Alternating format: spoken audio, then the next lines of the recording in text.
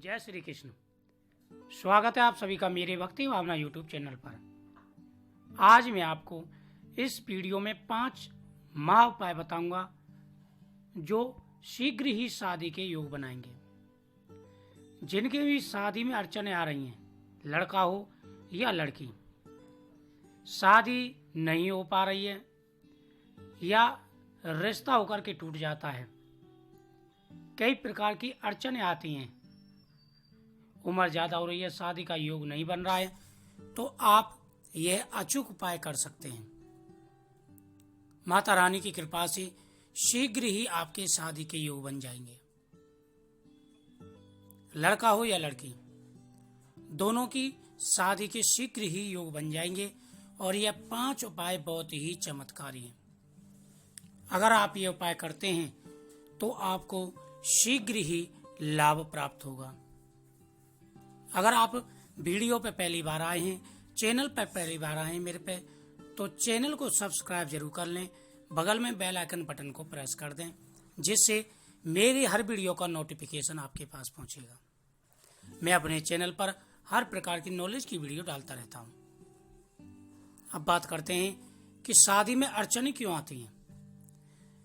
कई प्रकार के अशुभ योग होते हैं जिनकी वजह से शादी में अड़चनें आती हैं। जैसे मानो आपका बृहस्पति नीच राशि का हो, दुखित अवस्था में हो। दुखित अवस्था का मतलब है कि शत्रु के घर में बैठा हो, या आपकी कुंडली में मांगलिक दोष हो या काल सर्प दोष हो। तो कई ऐसे कारण होते हैं जिनकी वजह से शादी में अड़चनें आ जाती हैं। कई बार तो पितृदोष के कारण भी शादी में अड़चनें आ जाती हैं। अगर इनमें से कोई भी कारण है तो आप यह उपाय जरूर करें। कई बार बंदिश हो जाती है, हाय लग जाती है, इनकी वजह से भी परेशानी आती है। सबसे पहले आपको ध्यान रखना है कि घर के अंदर एक तुलसी का पौधा लगा करके रखें और तुलसी के सामने प्रतिदिन स्वास्थ्य चिन्ह बनाना है आपको हल्दी से।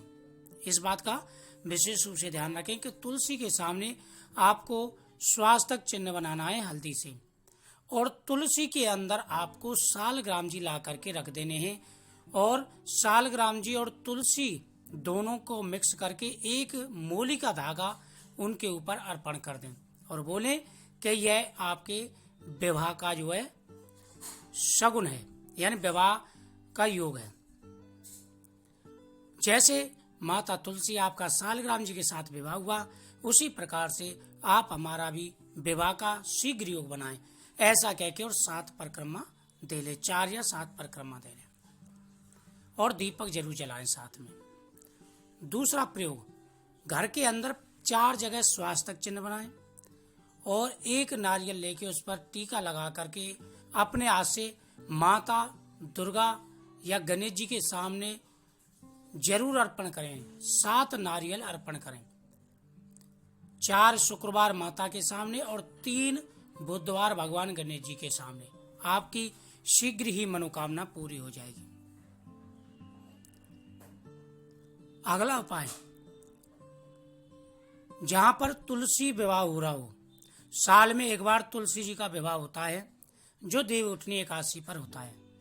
तुलसी विवाह हो रहा हो वहां जाएं और तुलसी विवाह में सम्मिलित हों और तुलसी माता की जो आरती होती है उस आरती को आप अपने हाथ से करें और तुलसी माता पर श्रृंगार अर्पण करें। जिन लड़कियों की शादी में अड़चन आ रही है वह माता तुलसी पर चुनरी उड़ाएं और उस चुनरी को प्रसाद के रूप में आप ले लें और माता पर से थोड़ा सा श्रृंगार भी आप ले लें। अगर लड़के की में अड़चन आ रही है तो वह सालग्राम जी का कोई भी वस्त्र आप लेकर के आएं और उसे संभाल करके रखें। शीघ्र ही शादी के योग बन जाएंगे। अगला उपाय, प्रत्येक बृहस्पतिवार की पूजा। अगर आपके शादी में अड़चन आ रही है, लड़का हो या लड़की, तो प्रत्येक वीरवार की पूजा प्रारंभ कर दें। 21 वीरवार की पूजा करने से शादी के योग बन जाते हैं।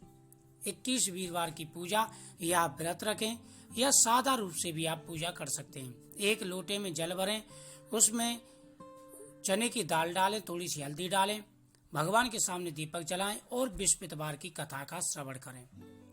उसके बाद में माता दुर्गा के सामने सिंदूर अर्पण करें और उस सिंदूर का आप लड़कियां जो है टीका लगाएं। यह शुभ माना जाता है और शीघ्र ही शादी के योग बन जाते हैं। बृहस्पतिवार की पूजा करने से लड़का हो या लड़की शीघ्र ही शादी के योग बन जाते हैं। माता रानी की कृपा होती है और जल्दी ही शादी के योग बन जाते हैं। 7 शुक्रवार माता के सामने मिठाई में केसर डालकर के अर्पण करें और देसी घी का दीपक जलाएं। उसके बाद में माता दुर्गा के सामने ओम द्रुम दुर्गाय नमः, ओम द्रुम दुर्गाय नमः इस मंत्र का ज्यादा से ज्यादा पाठ करें। यह दुर्गाय नमः इस मंत्र का पाठ करें, मनोकामना बोल करके शीघ्र ही आपकी मनोकामना पूरी हो जाएगी। प्रत्येक बृहस्पतिवार एक आटे का पेड़ा बना, आटे की लोई बनाएं और उसके अंदर चने की दाल और गुड़ रखें। उसके अंदर थोड़ा सा घी रखें और ऊपर हल्दी का टीका लगाएं और उसके बाद में वह आटे का पेड़ा जो आप आटे की लोई बनाएंगे वह आपको गौ माता को खिलाना है और अपनी मनोकामना बोलनी है। यह बहुत ही शुभ होता है। प्रत्येक वीरवार की वीरवार को भगवान विष्णु के सामने हल्दी अर्पण करें, हल्दी का स्वास्तिक चिन्ह बनाएं और नहाने की बाल्टी में जो आप नहाते हैं उस बाल्टी में थोड़ी सी हल्दी जरूर डालें। उस हल्दी के पानी से आपको स्नान करना है। शीघ्र ही आपके शादी के योग बन जाएंगे। चाहे कितनी भी बड़ी प्रॉब्लम आ रही है, कितनी भी बड़ी अड़चने आ रही हैं, यह बहुत ही अच्छा उपाय है। आप इसे करके देखें, आपको लाभ मिलेगा। प्रत्येक वीरवार को भगवान के सामने घी का दीपक जलाएं।